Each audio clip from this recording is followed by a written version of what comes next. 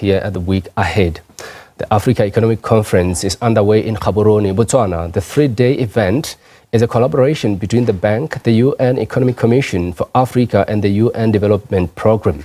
SABC News reporter Khayelihle Khumalo joins us for the second day. Kaya, an all-important event, so to speak. What's come out of it so far?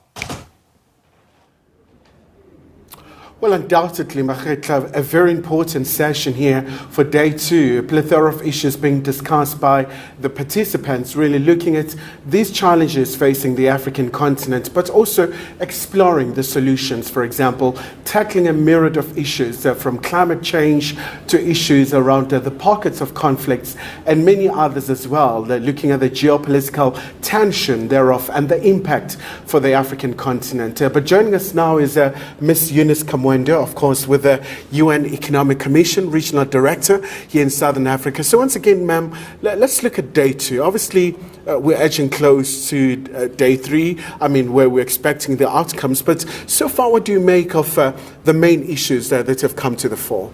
Thank you very much for having me. So day two, for example, I think continues on the trajectory that we started yesterday, looking at the overall impact. But I think that in day two, we are also doing a few of the deep dives into some of the critical issues, and I will share a few of those.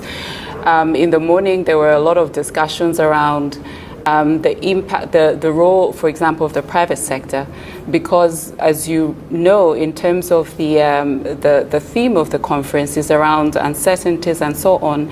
I think that there is overall agreement in the room to say uncertainties, complexities, and all the geopolitical tensions are here to stay. But how does Africa position itself to ensure that we are building resilient economies?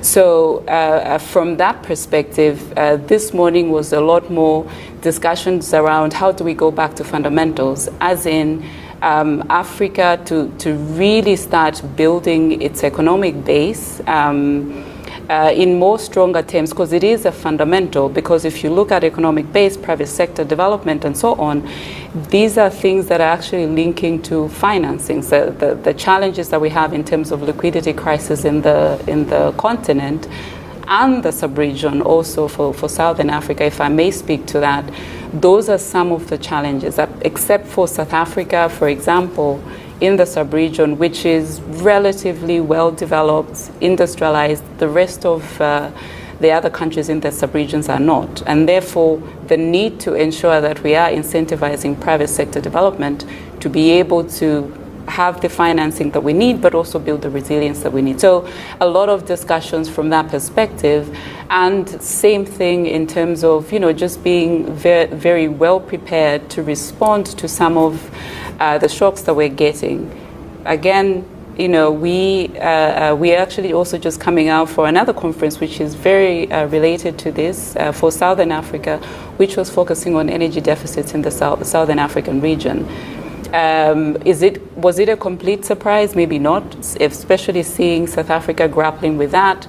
We still had issues to do with whether it's our infrastructure, but also new investments in renewable energies and so on, that we still have to grapple with. So I think that the key message coming out is going back to fundamentals, dealing with all of those issues, whether it's infrastructure for big key infrastructure like energy and so on, but also making sure that we are incentivizing private sector for us to be able to respond to shocks when they come upon us.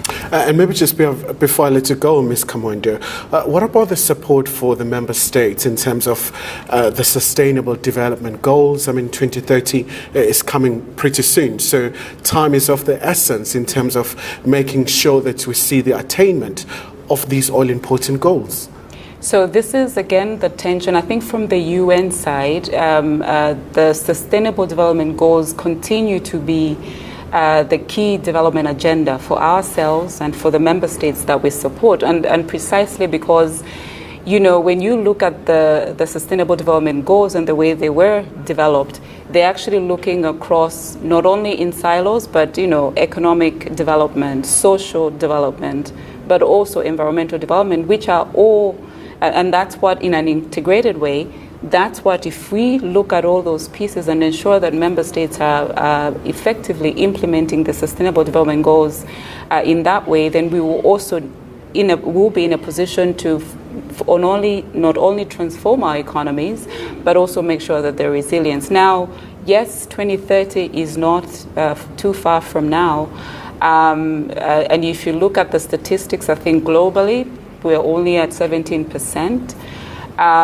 It can be discouraging. However, I think that the ambition is still very, very critical. So in this sense, we are shooting for the moon and hoping that we land in the stars somewhere, or at least begin to be on a pathway for the countries that we serve that will, ensure sustainable development. So the focus from, the United Nations side, but also, from some of our development partners, including the African Union and so on, is that to ensure that even without, because the 17% is not just because countries are failing to achieve them on themselves, but it's precisely because of a lot of the shocks that we've had. COVID-19 is one.